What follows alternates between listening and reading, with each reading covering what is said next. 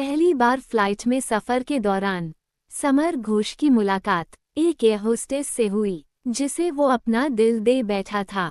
उसकी वजह से समर ने पूरे 1 साल तक सिलीगुड़ी से दिल्ली तक बिजनेस क्लास में कई बार सफर किया। बस कुछ वक्त पहले तक वो सब्जियां बेचा करता था, फिर बिहार में शराब बंदी हो गई तो वो सब्जियों के साथ साथ शराब बेचने लगा। वो पश्चिम बंगाल से शराब की खेप बिहार भेजता था। इसी दौरान उसे हवाई जहाज में सफर करने का मौका मिला। उस फ्लाइट में उसकी मुलाकात एक एयर होस्टेस से हुई।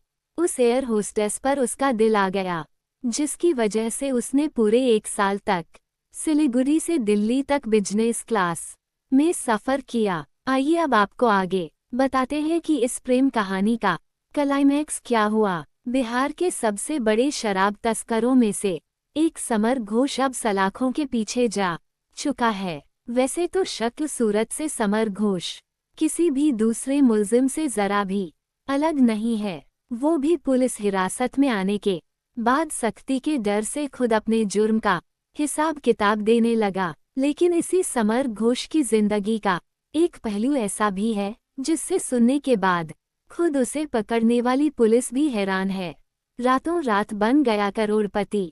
महज 12वीं तक की पढ़ाई करने वाला समर घोष कभी सब्जी बेचा करता था, लेकिन देखते ही देखते उसने नाजायज शराब के धंधे में अपने पैर कुछ ऐसे जमाए कि रातों रात करोड़ों में खेलने लगा। और हद तो तब हो गई जब करोड़पति बनने के बाद एक एयर होस्टेस को दिल दे बैठा और अपनी इस माशूका के दिल में जगह बनाने के लिए महज 1 साल के अंदर उसने बिजनेस क्लास में 50 से ज्यादा बार सफर कर डाला। जी हाँ, ये बात सुनने में भी अजीब लगेगी कि जो शख्स कल तक सड़क के किनारे सब्जी बेचा करता था, वो आज न सिर्फ फ्लाइट के बिजनेस क्लास में सफर कर रहा था, बल्कि एक बार नहीं बार बार कर रहा था।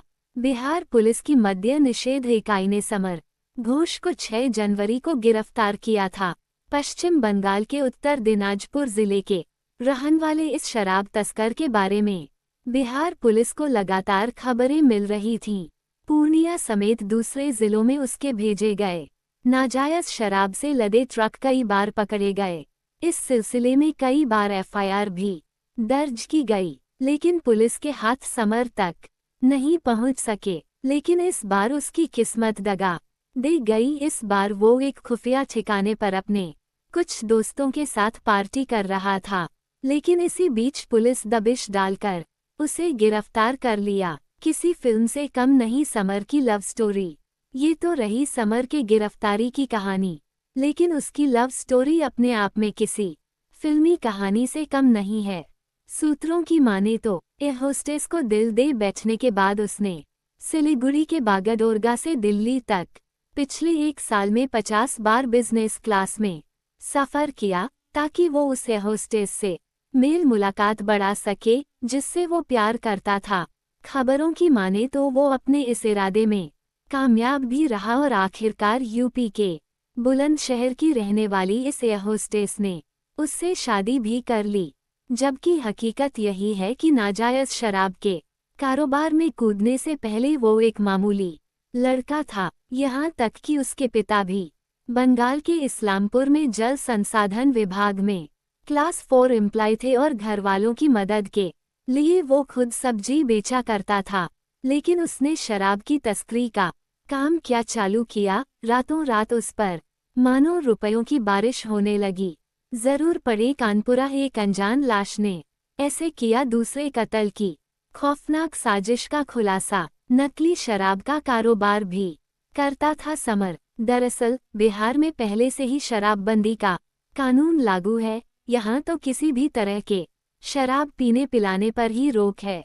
ऊपर से समर घोष बिहार में न सिर्फ शराब की तस्करी कर रहा था, बल्कि वो भी नकली शराब की कर रहा था, और इसी वजह से वो लंबे वक्त से पुलिस की रडा पर था। आखिरकार पटना की मद्य निषेध इकाई और पूर्णिया पुलिस के जॉइंट ऑपरेशन में उसे गिरफ्तार कर लिया गया। बिहार में शराबबंदी उल्लंघन के मामले। बिहार में अप्रैल 2016 से पूर्ण शराबबंदी कानून लागू है। इसके बावजूद यहाँ चोरी छिपे शराब का कारोबार जारी है, बल्कि अब इसी पाबंदी का फायदा उठा कर समर घोष जैसे धंधेबाज नकली शराब का कारोबार करने लगे हैं। नालंदा में हाल में जहरीली शराब से हुई 13 लोगों की मौत इस बात का सबूत है। बिहार में फिलहाल 30 से 40% केस तो शराब पीने वालों के खिलाफ ही दर्ज हैं। ऐसे में शराब तस्करी से जुड़े हुए मामलों की सुनवाई की रफ्तार भी सुस्त पड़ी है। लिहाजा बड़े शराब माफियाओं और तस्करों के मामले भी सालों से अदालत में अटके पड़े हैं। कुछ इन्हीं वजहों से अब बिहार सरकार अपने कानून में संशोधन की तैयारी कर रही है। समझा जाता है कि इसके बाद शराब पीने के जुर्म में पकड़े जाने वाले लोगों को जेल भेजने की जगह उन्हें सिर्फ जुर्माना वसूल कर ही छोड़ दिया जाएगा। जुर्माना नहीं देने वालों को ही जेल जाना होगा।